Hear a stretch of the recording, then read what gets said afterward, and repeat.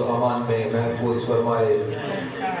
پروردگار عالم سے دعا ہے کہ وارث فرش اعضا امام عصر امام زمانہ عجل اللہ تعالیٰ فرجہ شریف کے ظہور میں تعجیل فرمائے۔ اپنی دعاؤں کی قبولیت کے لیے فرش اعضا کی قبولیت کے لیے صلوات پڑھ لیجیے محمد۔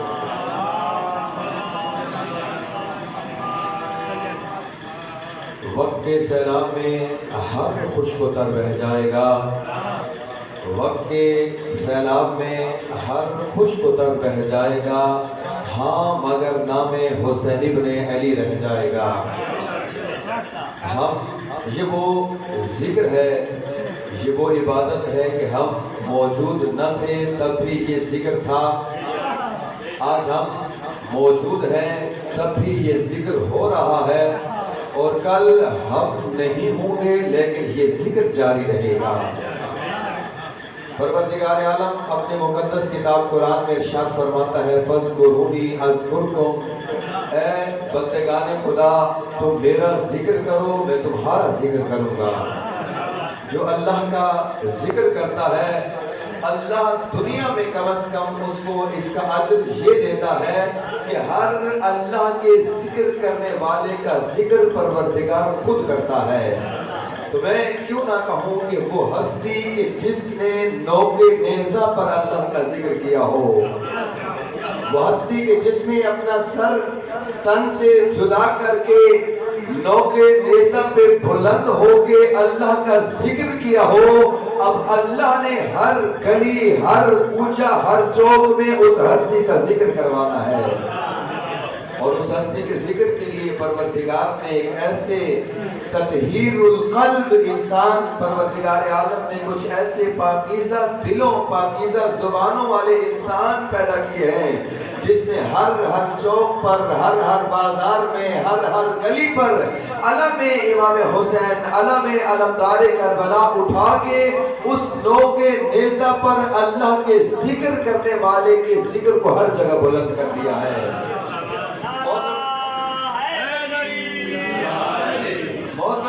میں اپنی مجالس میں یہ جملہ کہتا رہتا ہوں کہ اگر دنیا میں کبھی کسی چیز پر فخر کرنا ہو، سمجھ آ رہی ہے سب کو، اگر دنیا میں کبھی کسی چیز پر فخر کرنا ہو تو اپنے عہدے پہ فخر نہ کرنا، اگر دنیا میں کبھی کسی چیز پر فخر کرنا ہو تو اپنی ذات قوم قبیلے پہ فخر نہ کرنا، میں فلاں ذات کا میں فلاں قبیلے کا نہ، اگر دنیا میں کبھی کسی چیز پر فخر کرنا ہو مال و دولت پہ فخر نہ کرنا، اگر دنیا میں کبھی فخر کرنا ہو اچھے لباس پہ اچھی تنخواہ پہ اچھے گھر پہ اچھی گاڑی پہ فخر نہ کرنا، ہاں اگر کہیں پہ فخر کرنا ہو تو پھر اس بات پر فخر ضرور کیا کرو کہ اللہ نے تمہیں مکتب اہل بیت عطا کیا ہے۔ یہ بات قابل فخر ہے کہ اس اربوں آبادی رکھنے والی سرزمین پر پروردگار نے ہمیں اپنے مکتب سے جڑے رہنے کی توفیق دی ہے، اور میں کہتا ہوں کہ حمد کیا کریں شکر کیا کریں اس اللہ کا کہ جس نے ہمیں ان ہستیوں سے محبت کرنے والا پیدا کیا جن ہستیوں سے وہ خود محبت کرتا ہے، ہمیں ان ہستیوں کا چاہنے والا پیدا کیا جن ہستیوں کو وہ خود چاہتا ہے۔ ہاں اگر کسی چیز پر کبھی فخر کرنا ہو تو اس بات پر فخر کرنا کہ اللہ نے آپ کے دل کو اس قابل سمجھا ہے کہ محبت علی اس میں ڈال دی ہے۔ اگر کسی بات پر فخر کرنا ہو تو اپنی اس اعزاز پر اس نعمت پر فخر کرنا کہ اللہ نے تمہارے دل کی سرزمین کے اندر محبت اہل بیت کا بیج کاشت کر دیا ہے۔ محترم سامعین مومنین کرام، یہ کوئی اتنا پاکیزہ مکتب ہے کہ دنیا کے تمام مکاتب کا مطالعہ کر لیں، دنیا کے تمام مکاتب کی کتابوں کو اگر پڑھ لیں، جتنی صداقت جتنی طہارت جتنی پاکیزگی مکتب اہل بیت کے اندر موجود ہے، دنیا کا کوئی مکتب اس صداقت اور طہارت میں مکتب اہل بیت کا مقابلہ نہیں کر سکتا۔ یہ طہارت پروردگار عالم نے اس مکتب کو عطا کی ہے۔ اور میں کہتا رہتا ہوں کہ اگر کبھی کسی بات پر فخر کرنا ہو تو اس بات پر فخر کرنا کہ اللہ نے تجھے علی جیسا امام عطا کیا ہے۔ لوگوں نے اپنے اپنے امام بنائے، لوگوں نے اپنے اپنے نمائندے چنے، اپنے اپنے رہبر چنے، لیکن تمہیں ایسا رہبر اور امام عطا ہوا کہ جس کو اللہ کی ذات نے چنا ہے۔ ایسا امام، ایسا پیشوا، ایسا ہادی، ایسا رہبر کہ پیغمبر خدا جب بھی رسول خدا کی بارگاہ میں کوئی بندہ آتا، آکے رزق کا مسئلہ ہے، صحت کا مسئلہ ہے، کوئی گھر کی پریشانی ہے، کوئی بیماری ہے، اے پیغمبر خدا آپ اللہ کی حجت ہیں زمین پر، اللہ سے دعا کیجئے کہ میری یہ مشکل کشائی فرمائے۔ روایات کی کتابیں کہتی ہیں وَقَانَ مِن سیرت ہی، نبی اکرم کی سیرت یہ تھی جب بھی دعا کے لیے ہاتھ اٹھایا کرتے تھے فرمایا کرتے تھے اللہم ارحم علی فلان بحق علی، اے پروردگار اس بندے کی مشکل کشائی فرما علی کے وسیلے سے۔ آپ لوگ تھے کہ ذکر علی سن کے آپ کے چہروں پہ نکھار آیا ہے، اور رحلت رسول کے بعد خود رسول کے صحابی فرماتے ہیں کہ جب تک رسول خدا موجود تھے ہم لوگوں کو دیکھ لیتے تھے مومن کون ہے منافق کون ہے، اب رحلت رسول ہو گئی، قرآن کی تلاوت بھی کر رہا ہے، نماز بھی پڑھ رہا ہے، دین کے واجبات بھی انجام دے رہا ہے، لیکن فرق سمجھ نہیں آتا تھا مومن ہے یا منافق ہے۔ ہم اس کے سامنے علی کے نبی کے بھائی علی کا ذکر چھیڑتے، اگر چہرہ کھل جاتا سمجھ جاتے مومن ہے، اگر چہرہ اتر جاتا سمجھ جاتے منافق ہے۔ اس محفل میں الحمدللہ سب کے چہرے نکھر گئے، لیکن جب نبی دست دعا بلند کرتے ذکر علی زبان پہ لاتے کچھ چہرے اتر جایا کرتے تھے۔ بھئی ہم بڑی بڑی سفید داڑھیوں والے بڑی بڑی عمروں والے صحابی موجود ہیں، یہ جوان ہے نبی کا بھائی ہے، نبی اللہ سے کسی کی بھی مشکل کشائی کروانا چاہے تو نام علی کا لیتا ہے۔ اب انتظار میں تھے کہ کسی دن علی کو کوئی مشکل پیش آئے تاکہ جب نبی اللہ سے دعا کرے تو ہم میں سے کسی کا نام لے کر دعا کرے۔ بھئی ہم بھی بزرگ ہیں، ہمارا بھی بڑا احترام ہے، اپنے اپنے قبیلوں کے سردار ہیں، علی سے عمر بھی ہماری بڑی ہے، اب انتظار میں ہے کسی دن علی کو مشکل پیش آئے، ممکن ہے علی کی مشکل کشائی کے لیے نبی ہمارا نام لیں۔ اتفاق یہ ہوا 2 یا 3 سال بعد نبی خدا مدینہ میں موجود ہیں، حضرت امیر المومنین بارگاہ رسالت میں پہنچے، اے پیغمبر خدا آج علی کو ایک مشکل درپیش آئی ہے۔ روایات بتاتی ہیں یہ 2 صحابی جو اس انتظار میں تھے کہ کبھی نبی ہمارا نام بھی لیں، جب امیر المومنین نے اپنی مشکل پیش کی رسول خدا نے دست دعا بلند کیے، اپنی مطہر زبان سے یہ جملے ارشاد فرمائے اللہم ارحم علی علی بحق علی، اے پروردگار علی کی مشکل کشائی فرما علی کے وسیلے سے۔ اب یہ صحابی اور پریشان ہوئے کہ بھئی لوگوں کی مشکل کشائی بھی علی کے وسیلے سے، علی کی مشکل کشائی بھی علی کے وسیلے سے۔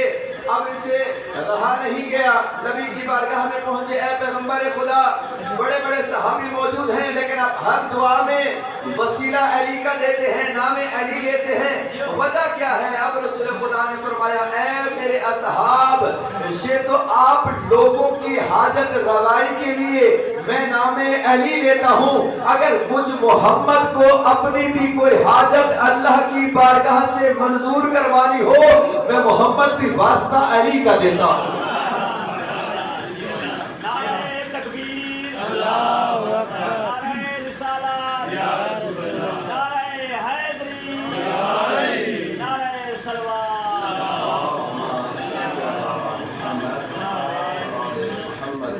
ایسا پیشوا ایسا رہنما اللہ تعالیٰ نے آپ لوگوں کو عطا کیا ہے، اور رسول خدا فرماتے ہیں اب ذکر علی چھڑ گیا ہے، رسول خدا فرماتے ہیں کہ لا یا علی کی پہچان کیا ہے، علی کا مقام کیا ہے، معرفت امیر المومنین کیا ہے، نبی خدا فرما رہے ہیں لا یعرف اللہ الا انا و علی، اللہ کی ذات کو کوئی نہیں پہچان سکا سوائے مجھ محمد کے اور علی کے۔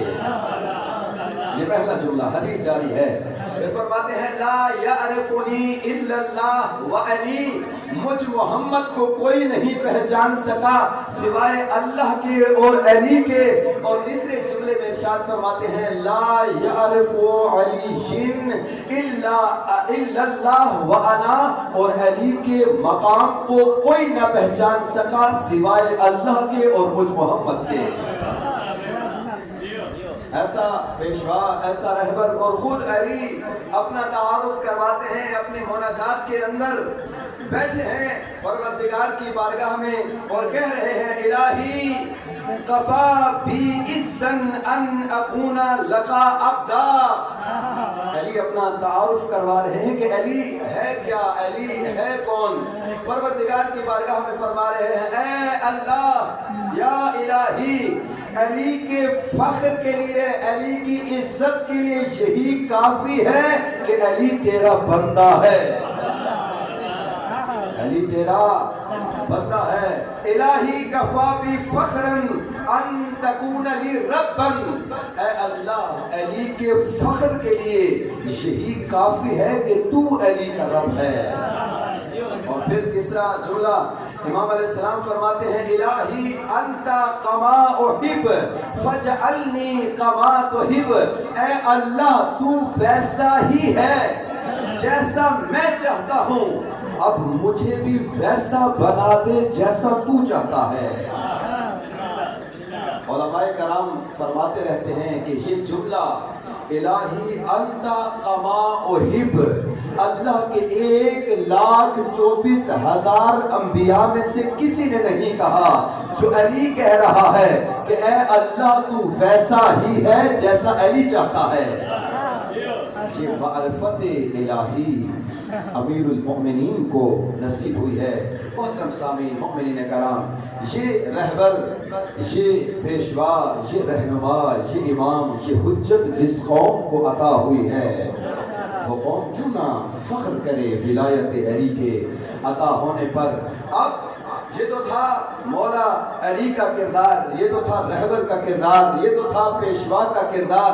اب جس پیشوا کی عظمت اتنی ہو کہ نبی اپنی دعاؤں میں اس کو وسیلہ بنائے اللہ کی بارگاہ میں، اس مولا کے، اس پیشوا کے پیروکار کا کیا مقام ہونا چاہیے، اس کے پیروکار کا کیا کردار ہونا چاہیے، اس کے ذکر کرنے والے کا کیا معیار ہونا چاہیے، اس کی محفل میں بیٹھنے والے کا کیا انداز ہونا چاہیے۔ سننا چاہیں گے کردار شیعہ علی، صلوات پڑھ لیجیے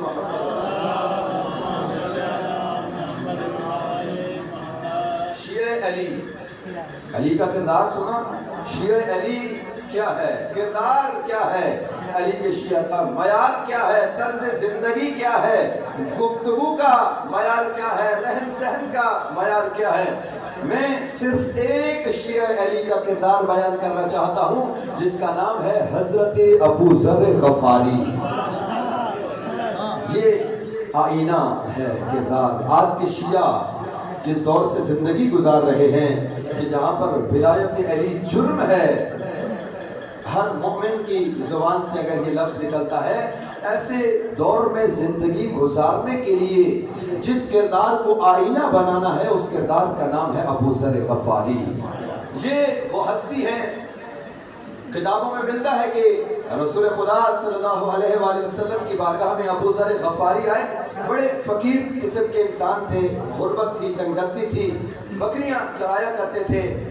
نبی کی بارگاہ میں پہنچے، آ کر عرض کی یا رسول اللہ، میں نے سنا ہے کہ آپ نبوت کا دعویٰ کرتے ہیں، اللہ کی طرف سے کوئی دین لے کر آئے ہیں، میں ایک چرواہا ہوں، میرے پاس وقت نہیں ہے، آپ اپنا کل کا کل دین مجھے ایک لائن میں بتائیں، اپنا کل کا کل دین مجھے ایک جملے میں بتا دیں۔ اب یہ تقاضا حضرت ابو ذر غفاری ہی کر سکتے ہیں، ہم کئی سال، کئی مہینے، کئی عشرے، کئی اربعین گزار کے بھی حسینیت کو سمجھ نہیں پاتے، رسالت کو سمجھ نہیں پاتے، شریعت کو سمجھ نہیں پاتے. یہ ابو ذر ہے جو نبی کا کل دین ایک جملے میں سمجھ رہا ہے.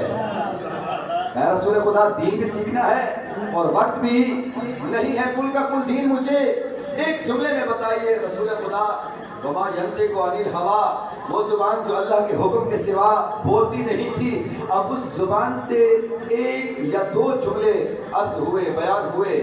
حضرت رسول خدا نے 2 آیتیں قرآن کی تلاوت کی.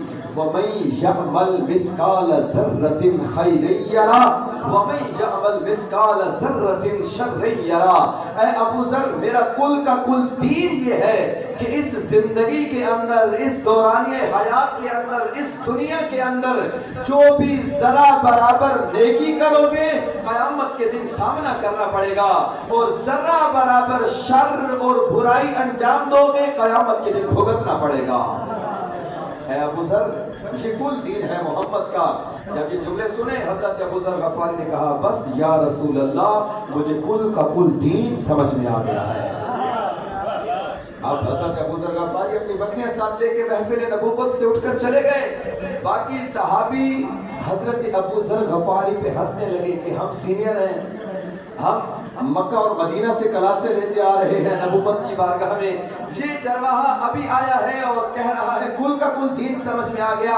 جب محمد مصطفیٰ نے صحابہ کی وہ تنزیہ مسکراہٹ دیکھی تو کہنے لگے اے صحابیو، جس پہ تم ہنس رہے ہو فقد رجع رجل فقیہا، وہ ابو ذر محمد کی محفل سے فقیہ بن کے جا رہا ہے.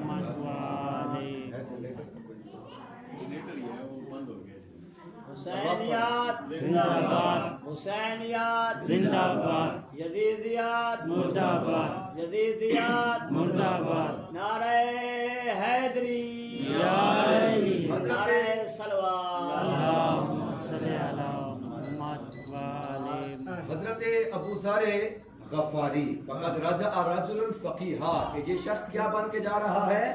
فقیہ بن کے جا رہا ہے. اب رحلت رسول ہوئی. رحلت رسول کے بعد ظاہر ہے جو مسند رسول پہ آ کے بیٹھ گئے، حق امیر المؤمنین غصب ہو گیا. ایسے دور کے اندر جہاں پر ولایت علی کو ترک کر دیا گیا، ایک شیعہ کی کیا ذمہ داری تھی؟ ابو ذر نے وہ کردار ادا کیا. حضرت ابو ذر غفاری مدینہ کے اندر ایک ایک مدینہ والے بندے کا ہاتھ پکڑ کے شانہ ہلا کے کہا کرتے تھے کہ اے بندہ خدا، کیا تمہیں یاد نہیں ہے غدیر میں رسول خدا نے کس کو جانشین بنایا تھا؟ اے بندگان خدا، کیا تم بھول چکے ہو؟ یقین کے دامن تم نے تھام لیے ہیں، یقین کے پیچھے تم چل پڑے ہو. کیا تم نے غدیر کے اعلان کو فراموش کر دیا ہے؟ اب ظاہر سی بات ہے ایسے علاقے کے اندر جہاں کے ولایت علی غصب ہوا ہو، وہاں پہ علی کی بات اگر کی جائے تو پھر ایف آئی آر تو بنتی ہے. حضرت ابو ذر غفاری پہ ولایت علی کی پہلی ایف آئی آر کٹ گئی. کیا کہا بھائی؟ خلیفہ وقت کی طرف سے حکم جاری ہوا، ولایت علی کے ذکر کرنے والے ابو ذر غفاری کو شہر بدر کر دیا جائے. شیعہ علی ذہن میں رہے موضوع کہ شیعہ علی کا کردار ہے کیا. حضرت ابو ذر غفاری کو شہر بدر، ملک بدر کیا گیا. ابو ذر غفاری شام پہنچ گئے. کہاں پہنچ گئے؟ شام. اب جب یہ علی کا شیعہ، یہ علی کا پیروکار، یہ مبلغ ولایت علی شام پہنچا، دیکھا ایک خستہ ٹوٹا پھوٹا مکان ہے جس کی چھت نہیں ہے. اجازت لی مالک مکان سے، ایک بچھونا بچھایا اور اپنا گزر بسر اسی مکان میں کرنے لگے. ایک روٹین تھی ابو ذر غفاری کی، ایک معمول تھا، ایک عادت تھی. حضرت ابو ذر غفاری نماز فجر شہر کی جامع مسجد میں ادا کیا کرتے تھے. دارالامارہ تھا، گورنر ہاؤس جس کو آپ کہتے ہیں، جہاں پہ شام کا گورنر بھی آپ کو معلوم ہے موجود ہے. شہر کی جامع مسجد چوک ہے. حضرت ابو ذر غفاری نماز فجر کا وقت ہوتا، مسجد میں جا کے نماز ادا کرتے. ایک معمول ابو ذر غفاری کا یہ تھا، نماز فجر کے بعد دارالامارہ کے سامنے آ کر چوک پہ کھڑے ہو کے عوام کو اکٹھا کیا کرتے تھے. ایھا الناس، یہ کردار ہے علی کے شیعہ کا، یہ انداز ہے، یہ گفتار ہے، یہ طرز تکلم ہے علی کے شیعہ کا. اکٹھا کرتے لوگوں کو. ایھا الناس انا جندب ابن جنادہ، اے لوگوں سنو میں جنادہ کا بیٹا جندب ہوں. پھر فرماتے ہیں ایھا الناس، اے لوگوں سنو انا ابا ذر غفاری، میں ابو ذر غفاری ہوں. پھر اعلان کر کے فرماتے ہیں ایھا الناس انا صاحب الرسول، اے لوگوں سنو میں نبی کا صحابی ہوں. اب جب لوگوں کے کانوں میں یہ ندا پڑی کہ نبی کا صحابی آیا ہے مدینہ سے، لوگ جمع ہو جاتے. جب جمع ہو جاتے لوگ کہ سنیں نبی کا صحابی بات کیا کرتا ہے. اب جب علی کے شیعہ کو ایک بنا بنایا مجمع مل جائے، ایک پورا جلسہ مل جائے، تو اس نے ذکر علی کا ہی کرنا ہے، اس نے ولایت علی کا ہی تذکرہ کرنا ہے. اب جب چوک پہ دارالامارہ کے سامنے لوگ جمع ہو جاتے، ابو ذر غفاری اپنی مقدس زبان سے یہ جملہ ارشاد فرماتے سمعت عن رسول اللہ، میں نے رسول کی محفل میں بیٹھ کر اپنے ان کانوں سے نبی کی طاہر اور مطہر زبان سے سنا ہے، علی خیر البشر من ابا فقد کفر. اے لوگوں سن لو، نبی کی زبان سے سنا ہوا جملہ ابو ذر تمہیں بتا رہے ہیں. میں نے نبی سے سنا تھا کہ علی افضل ترین بشر ہے، اور جو بھی علی کی افضلیت کا انکار کرے میں محمد اس کا کلمہ بھی قبول نہیں کرتا. اب یہ اعلان تو ہو گیا، یہ ذکر علی تو ہو گیا. حضرت ابو ذر غفاری محفل ختم کر کے گھر بھی پہنچ گئے. اب جو ہی گھر پہنچے دروازے پہ دستک ہوئی. ابو ذر غفاری پوچھا کون؟ حکومت کے کارندے آئے ہیں. کون؟ حکومت کے کارندے. کیا کرنے؟ گرفتار کرنے؟ نہیں، گرفتار کرنے کے لیے نہیں. اے ابو ذر غفاری، یہ گورنر، یہ حاکم وقت کی طرف سے 200 اشرفیاں تمہارے لیے انعام لائے ہیں. حوصلہ ہے سب کی میری طرف. اب ابو ذر غفاری دروازے میں نکلے باہر، کہا کیا لائے ہو؟ کہا 200 اشرفیاں. چاہتے کیا ہو؟ حکومت کچھ بھی فری میں، جو بجٹ آپ کو ملتے ہیں، جو فنڈ آپ کو ملتے ہیں، فری میں نہیں دیتے. ابو ذر یہ 200 اشرفیاں ہیں، لے لو، تمہاری یہ غربت، یہ تنگ دستی سب کچھ ختم ہو جائے گا. ابو ذر کہنے لگے یہ 200 اشرفیاں مجھے امیر نہیں کر سکتی. جو دولت میرے پاس ہے میں دنیا اور آخرت کا امیر ہوں. کیا ہے؟ کہا میرے دل کے اندر محبت علی ہے. تم ان 200 اشرفیوں کے بدلے میں علی کی محبت کو خریدنا چاہتے ہو. اور پھر ابو ذر غفاری نے اپنی گٹھڑی کھولی، علی کے شیعہ کا کردار، اپنی گٹھڑی کھولی، 2 روٹیاں نکلی. کہا کہ یہ ایک روٹی آج افطاری کے لیے ہے، ایک کل کی سحری کے لیے ہے، آگے کے لیے رازق جانے اور رزق جانے. یہ توکل، یہ قناعت، یہ سادگی علی کے شیعہ کا کردار ہے. ابو ذر غفاری نے کہا اچھا چاہتے کیا ہو؟ یہ 200 اشرفیاں مجھے دے گے، مطالبہ کیا ہے؟ کہا اے ابو ذر مطالبہ یہ ہے کہ یہ 200 اشرفیاں لے لو، وہ جو چوک میں ولایت علی کا جلسہ کرتے ہو وہ کینسل کر دو. وہ ولایت علی کا جو ذکر تم دارالامارہ کے سامنے کرتے ہو وہ کینسل کر دو. ابو ذر غفاری نے وہ 200 اشرفیاں لے لی. وہ 200 اشرفیاں لے لی. 200 اشرفیاں لینے کے بعد حضرت ابو ذر غفاری دوبارہ چوک پہ آ گئے اور آ کر کہا ایھا الناس، اے لوگوں ایک بار پھر جمع ہو جاؤ. اب جب لوگ جمع ہوئے ابو ذر غفاری نے وہ 200 اشرفیاں لوگوں میں تقسیم کرنا شروع کر دی اور کہنے لگے کہ اے لوگوں وہ جو تمہارا مال چوری ہو کے حکومت کے خزانوں میں چلا گیا تھا اس کا کچھ حصہ واپس آ گیا ہے. محترم سامعین مومنین کرام، یہ ہے علی کے شیعہ کا کردار، یہ ہے انداز گفتگو، یہ ہے انداز زندگی، طرز زندگی حضرت ابو ذر غفاری۔ آپ ٹھنڈی چھاؤں میں بیٹھ کے پانی کی سبیل پی کے پنکھے کے نیچے بیٹھ کر علی علی کرنا اور ہے، دشمن کے سینے کے اوپر قدم رکھ کے علی علی کرنا اور ہے۔ یہ کوئی ابو ذر غفاری سے سیکھے یا میثم تمار سے سیکھے۔ محترم سامعین، اب نبی معصوم ہے، ہم نبی نہیں بن سکتے ہیں ناممکن۔ امام معصوم ہے، امام علی سے لے کر امام مہدی تک ہم امام نہیں بن سکتے۔ اب آپ کا یہ بات کہ نبی معصوم ہے، ہم نبی نہیں بن سکتے، امام علی وہ کہاں ہم کہاں، ہم تو ان جیسا نہیں بن سکتے، آپ نبی نہیں بن سکتے، آپ امام نہیں بن سکتے، ابو ذر غفاری بن جاؤ، میثم تمار بن جاؤ، سلیمان فارسی بن جاؤ، حضرت عمار یاسر کا کردار اپنا لیں، مالک اشتر بن جاؤ۔ اگر معصوم نہیں ہو سکتے تو ابو ذر کا کردار تو اپنا سکتے ہیں۔ محترم سامعین مومنین کرام، شکر ادا کیا کریں اللہ کا کہ جس نے تمہیں حق و حقانیت پر مبنی مکتب کی پیروی کرنے والا بنایا ہے۔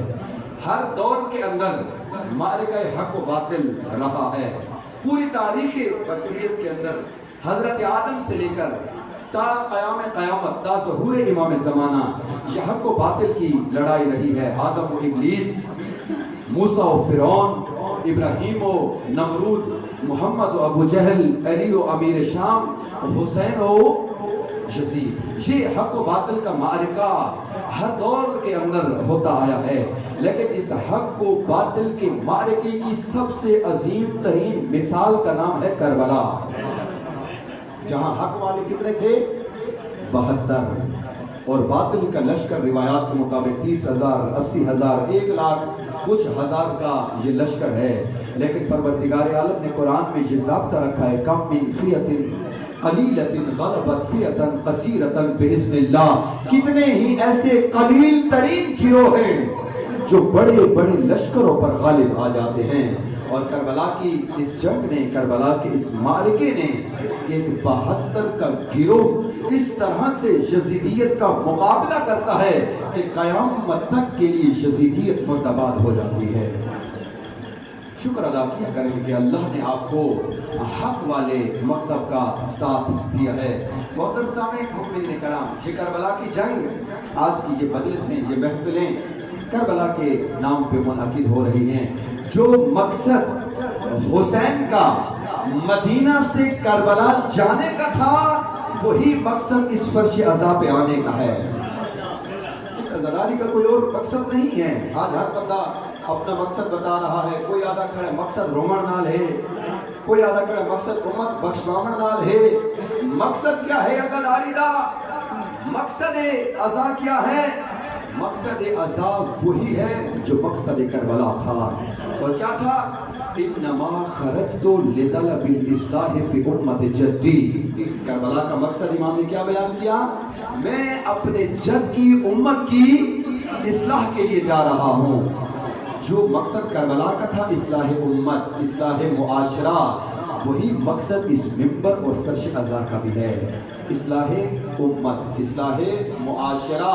لیکن ایک سوال ہے، درمیان میں بیان کرتا چلوں کہ امام علیہ السلام نے مدینہ سے نکلتے وقت کہا تھا یزید الرجل الفاسق شارب الخمر قاتل النفس المحرمۃ ومعلن بالفسق۔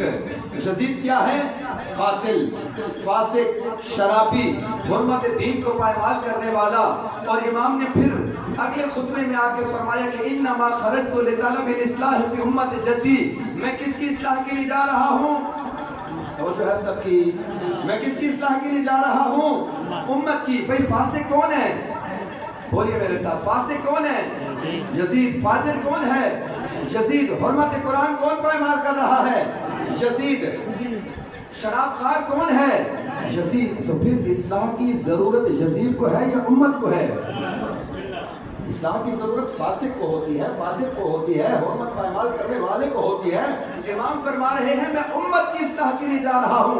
آئے امام کی بارگاہ میں چلیے پوچھتے ہیں مولا یہ ماجرا کیا ہے؟ فاسق یزید ہے، فاجر یزید ہے، آپ اصلاح امت کی کرنے جا رہے ہیں؟ تو امام کا جواب یقیناً یہی آئے گا، جب تک امتوں کے اندر فساد نہ آ جائے کوئی فسادی مسند رسول پہ نہیں آ سکتا۔ جب تک فساد امتوں کے اندر نہ آ جائے، جب تک امتوں کی ذہنیتیں غلام نہ ہو جائیں، تب تک کوئی ظالم ان پہ حکومت کے لیے نہیں آ سکتا۔ لہٰذا اصلاح کی ضرورت کس چیز کو ہے؟ امت کو اصلاح کی ضرورت ہے کہ اگر امت صالح ہو جائے، اگر امت باوقار ہو جائے، اگر امت عزت پسند ہو جائے، اگر امت حریت پسند ہو جائے، اگر امت آزادی پسند ہو جائے، تو پھر کبھی کوئی ظالم حکمران کی جرت نہیں ہے کہ وہ اس صالح امت کے اوپر حکومت کر سکے۔ آج ہمارے اوپر ظالم حکمران مسلط ہونے کی وجہ کیا ہے؟ کہ ہم ان کے ظلم کو پسند کرتے ہیں، ہم ان کے ظلم میں تعاون کرتے ہیں، ہم ان کے ظلم میں شریک ہوتے ہیں۔ محترم سامعین، مومنین کرام، آئیں آج پورے 40 دن 50 دن گزر گئے ہیں ذکر حسین کو ہوتے ہوئے۔ میں آخری چند منٹوں کی زحمت اور مجلس تمام کر رہا ہوں۔ کربلا کوئی حادثہ نہیں ہے، کربلا کوئی ایکسیڈنٹ، کوئی واقعہ نہیں ہے، بلکہ کربلا زندگی گزارنے کی ایک تہذیب کا نام ہے، ایک کلچر کا نام ہے، ایک ثقافت کا نام ہے۔ کس چیز کی ثقافت؟ کہ جب ظالم تمہارا سر جھکانا چاہے تو تم اپنے سر کٹوا کر بھی نیزوں پہ بلند کر دو۔ جھکا ہوا سر حسین کو پسند نہیں ہے، جھکا ہوا سر کربلا کی تہذیب میں نہیں ہے، جھکا ہوا سر کربلا کی ثقافت میں نہیں ہے۔ سر بلند ہونا چاہیے چاہے وہ نیزے کی نوک پر ہو۔ آئیں کربلا 61 ہجری کی کربلا تو سنتے آ رہے ہیں۔ 61 ہجری کی کربلا میں ایک طرف لشکر یزید نظر آتا ہے، ایک طرف لشکر حسین نظر آتی ہے، ایک طرف آل علی نظر آتے ہیں، ایک طرف آل امیہ نظر آتے ہیں۔ لیکن آپ بابصیرت تب ہوں گے، آپ بامعرفت تب ہوں گے، آپ فرش ادا اور میں منبر حسین کا حق تب ادا کر پاؤں گا جب 61 ہجری کی کربلا کو آئینہ بنا کے میں آج کے زمانے 2025 کی کربلا کے اندر بھی حسین کا لشکر بھی دیکھ سکوں، آل امیہ کا لشکر بھی دیکھ سکوں۔ آئیں ذرا کربلا کو تھوڑی دیر کے لیے آئینہ بنائیں۔ کربلا میں ایک طرف یزید کا لشکر، آل امیہ کا لشکر، اور ایک طرف حسینیت کا لشکر۔ یہ کربلا میں تو دو لشکر نظر آتے ہیں۔ آج 2025 میں یہ لشکر کہاں ہیں؟ آج 2025 میں علم یزید، پرچم یزیدیت کون تھامے ہوئے ہے اور بارش سے پرچم کربلا کا کردار کون ادا کر رہا ہے؟ چند مہینے قبل، اب ذرا آج کے دور میں یہ حسینی اور یزیدی کردار ملاحظہ کیجئے۔ چند مہینے قبل آج کے دور کا یزید، آج کے دور کا شمر، آج کے دور کا حکمراں، لاکھوں بے گناہ معصوم فلسطینیوں کا قاتل امریکی صدر ڈونلڈ ٹرمپ جب مسلمان سرزمینوں پر آ کر قدم رکھتا ہے تو وہ لوگ جنہوں نے اس قاتل ٹرمپ کے استقبال کے لیے اپنی برہنہ سر، اپنے ننگے سر بیٹیاں اس کے استقبال میں پیش کر دی، یقیناً آج آل امیہ کا لشکر وہی ہے اور وہ ہستی کہ جس نے اس قاتل ٹرمپ کے مقابلے میں ایک دن کے اندر اپنے 20 جرنیل قربان کر دیے لیکن اپنی عزت قربان نہیں کی، وہ آج کے دور کا حسینی کردار ہے۔ وہ آج کے دور میں پرچم کربلا کا وارث ہے، پرچم غدیر، نظام غدیر، راہ غدیر کا وارث ہے، جس نے آج پوری دنیا کے سامنے تشیع کے وقار کو بلند کیا ہے، تشیع کی عزت کو بلند کیا ہے، تشیع کے چہرے کو آج پوری دنیا کے سامنے واضح کیا ہے کہ ہمارا مکتب اہل بیت مکتب امامت ہے۔ مکتب اہل بیت کے اندر اتنی صلاحیت ہے کہ وہ 72 ہونے کے باوجود لاکھوں سے ٹکرا سکتے ہیں، تو آج ہم بھی کربلا کے ماننے والے ہیں، ایک قلیل طاقت ہونے کے باوجود امریکہ اور اسرائیل جیسی طاقتوں سے ٹکرا سکتے ہیں۔ یہ آج کے دور کے آل امیہ اور آل علی کا کردار ہے۔ محترم سامعین، آئیں، پروردگار عالم نے ہمیشہ حق کو فتح عطا کی ہے اور باطل کے مقدر میں ذلت قرار دی ہے۔ ایک چھوٹی چھوٹی آبادیوں کو پروردگار نے غالب کیا ہے، بڑی بڑی طاقتوں کے اوپر، قوتوں کے اوپر۔ آئیں کوشش کریں کہ اپنے زمانے کے اندر یہ ساری عزت، یہ جرت، یہ وقار، یہ سربلندی، یہ سرفرازی، یہ آج زائرین زیارت میں جا رہے ہیں، اگر پاکستانیوں کو توفیق نہیں ہوئی اس مرتبہ، یہ زیارت اربعین، یہ مقامات مقدسہ کی حفاظت، یہ سب کچھ ولایت علی علیہ السلام کے صدقے میں ہمیں حاصل ہوا، اور جس کی آج وہ کڑی رہبر معظم اور دیگر مراجع کرام کی سرپرستی میں چل رہی ہے۔ یہ ان ہستیوں کا کردار ہے کہ جنہوں نے عزاداری کو محفوظ کیا، اور یہ ساری طاقت، یہ عزت، یہ سرفرازی، یہ سربلندی ملتی کہاں سے ہے؟ کربلا سے ملتی ہے، حسین سے ملتی ہے۔ لوگ پوچھتے ہیں بھئی کربلا سے کیا ملتا ہے؟ یہ گرمی میں ماتم، یہ بارش میں ماتم، یہ دھوپ میں کھڑے ہو کر ننگے پاؤں 10 دن 40 دن، یہ ملتا کیا ہے تمہیں حسین سے؟ یہ ملتا کیا ہے تمہیں حسین حسین کرنے سے؟ چند جملوں میں بتاؤں کہ حسین سے کیا ملتا ہے ہمیں؟ شمار کیسے ہو کیا کیا حسین سے ہے۔ میں اختتام کر رہا ہوں گفتگو، اگرچہ موضوع بہت طویل ہے لیکن اتنا کافی ہے مومنین کے لیے۔ شمار کیسے ہو کیا کیا حسین سے، کوئی حسین سے کیا کیا چیزیں ہیں؟ شمار کیسے ہو کیا کیا حسین سے ہے، یہ انتہا ہے کہ میرا نبی حسین سے ہے۔ حسین منی وعلا من الحسین، شمار کیسے ہو کیا کیا حسین سے ہے، یہ انتہا ہے کہ میرا نبی حسین سے ہے۔ سمجھ میں آتا ہے یہ کربلا کا پس منظر۔ کربلا کی جنگ کس لیے تھی؟ کیا حسین سے دشمنی تھی؟ نہ، حسین سے نہیں، حسین کے باپ سے دشمنی تھی۔ اور سمجھ میں آتا ہے کربلا کا پس منظر جنگ علی سے تھی، لڑی حسین سے ہے۔ جنگ کس سے تھی؟ علی سے تھی، لڑی حسین سے ہے۔ وہ جانتے ہیں جو لاتے ہیں کربلا سے کفن، جو ظاہرین کربلا سے کفن لے کر آتے ہیں، جو زبار کربلا کا کفن لے کر آتے ہیں، وہ جانتے ہیں جو لاتے ہیں کربلا سے کفن، حیات آج بھی لپٹی حسین سے ہے۔ ہم مر کر بھی نہیں مرتے، اور ماں کی گود سے پلایا گیا ہمیں حسین حسین حسین، ماں کی گود سے پلایا گیا ہمیں حسین حسین حسین، ارے ہمارا پیدائشی تعلق حسین سے ہے۔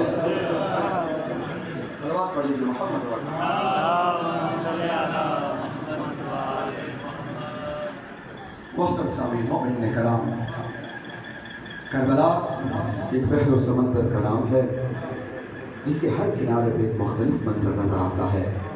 کہیں شجاعت کا منظر، کہیں عبادت کا منظر، کہیں اثار و فداکاری کا منظر، کہیں مصائب کا منظر نظر آتا ہے۔ عزیزانو، کربلا کے مصائب کا ایک حصہ کربلا میں اثر عاشور ختم ہو جاتا ہے، اور میں کہوں گا کہ کربلا میں ہونے والی شہادتوں سے بھی بڑے مصائب کا سلسلہ 11 محرم سے شروع ہوتا ہے۔ امام حسین بارگاہ امام سید الساجدین، باپ بیٹا موجود ہیں۔ امام حسین علیہ السلام پوچھتے، بیٹا سجاد، جہاد اکبر کرو گے یا جہاد اصغر کرو گے؟ بابا، یہ جہاد اکبر کیا ہے اور جہاد اصغر کیا ہے؟ بیٹا سجاد، بستہ مدینہ چھوڑنا، احرام حج کو کھولنا، حج کا فریضہ ترک کرنا، 2 محرم کو کربلا کے لکو لک صحرا میں پہنچنا، یہ جہاد اصغر ہے، یہ چھوٹا جہاد ہے۔ 7 محرم کو پانی کا بند ہو جانا، 10 محرم کو اپنے اصحاب کو شہید کروانا، بنو ہاشم کو شہید کروانا، اکبر جیسے جوان بیٹی کی موت کو قبول کرنا، عباس جیسے بھائی کے بازوں کو قلم ہوتا دیکھنا، اے بیٹا اکبر، یہ جہاد اصغر ہے، جہاد اصغر چھوٹا جہاد ہے۔ بیٹا سجاد، اپنے ہاتھوں کے اوپر اپنے 6 ماہ کے لختی جگر میں 3 نوکا تیر لگتا دیکھنا یہ جہاد اصغر ہے۔ بیٹا سجاد کربلا کی سرزمین پر اپنی بیٹیوں بہنوں کے سامنے 13 ضربے کھا کے 3 دن کی پیاس کی شدت کے عالم میں شہید ہو جانا یہ جہاد اصغر ہے۔ بابا اگر یہ چھوٹا جہاد ہے تو پھر بڑا جہاد کیا ہے؟ امام حسین علیہ السلام فرماتے ہیں سجاد بیٹا بڑا جہاد یہ ہے کہ تجھ جیسا غیرت مند امام ہو، سجاد جیسی غیرت کا مالک امام ہو، اور ساتھ زینب جیسی بردادار ہو، ساتھ حسین کی 4 سالہ سکینہ ہو، ساتھ ام کلثوم ہو۔ اے سجاد بیٹا اور پھر ایسا بھی نہیں ہاتھ پس گردن بندھے ہوئے ہو، ایک ہی رسی کے اندر 18 قیدی ہو، شام یا کوفہ کے بازار ہو، شرابیوں درباریوں کے مجمع ہو، اور پھر علی کی بیٹی کا پتھروں سے استقبال کیا جائے بیٹا سجاد، اور پھر ایسا دور بھی ہو کہ ایک ایک چوک پہ ایک چادر کا مطالبہ کیا جائے، مسلمان وہ چادر بھی نہ دے۔ سجاد بیٹا یہ جہاد اکبر ہے۔ اب بتا جہاد اصغر کرو گے یا جہاد اکبر کرنا ہے؟ امام سجاد فرماتے ہیں بابا بیٹا جو بڑا ہو جہاد بھی بڑا کروں گا۔ بابا کربلا تیرے حصے میں، کوفہ و شام کے دربار سجاد کے حصے میں، اجرکم اللہ ازادارانے سے شہداء۔ جب کسی بیٹے کا باپ مر جائے نا، اس دنیا سے چلا جائے، لوگ آتے ہیں اس بیٹے کو پگڑی پہناتے ہیں، اس کو عزت دیتے ہیں، اس کو وقار دیتے ہیں، اس کو تسلی دیتے ہیں۔ میں قربان جاؤں سجاد کی مظلومیت پہ، ارے جس کا باپا ایسے نہیں مرا بلکہ کربلا کی سرزمین پر جس کے لاشیں کو اس طرح سے پامال کیا گیا کہ جس کے جسم کا گوشت گھوڑوں کی سبوں سے لگا ہوا تھا، ارے باپ کی ایسی شہادت کے بعد جب لوگ سجاد کو تسلی دینے کے لیے آئے تو ہاتھوں میں ہتھ کڑیاں پہنانے لگے، پاؤں میں زنجیریں پہنانے لگے، اور گردن میں ایسا دوگ ڈالا۔ سید السجاد سید الساجدین فرماتے ہیں ارے سجاد کی گردن میں ایک ایسا دوگ تھا جس میں ایسی کیلیں پیوست تھی کہ جب سجاد نے کوفہ سے شام تک کا سفر کیا یہ دوگ سجاد کی گردن کا گوشت کھا گیا۔ اجرکم اللہ ازادارانے سید الشہداء حضرت سید الساجدین یہ اسیروں کا کاروان لے کر کوفہ اور شام کی صعوبتیں برداشت کرتے کرتے آخرکار یہ کاروان اختتام کو پہنچا۔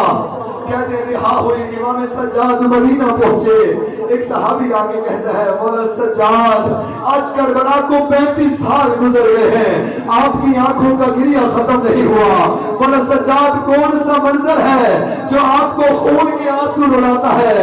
کہ اکبر کی شہادت مشکل تھی، کہ عباس کے بازو قلم ہونا مشکل تھا، کہ اصغر کا پیاسا شہید ہونا مشکل تھا۔ امام سید الساجدین فرماتے ہیں ارے اکبر کی قربانی میں برداشت کر سکتا تھا، اصغر کی قربانی سجاد برداشت کر سکتا تھا، ارے باپ کی شہادت سجاد برداشت کر سکتا تھا، جو چیز سجاد برداشت نہ کر سکا تھا ارے شام کا دربار تھا، علی کی بیٹی زینب تھی جس کے بال کھلے تھے، یزید سے مکالمہ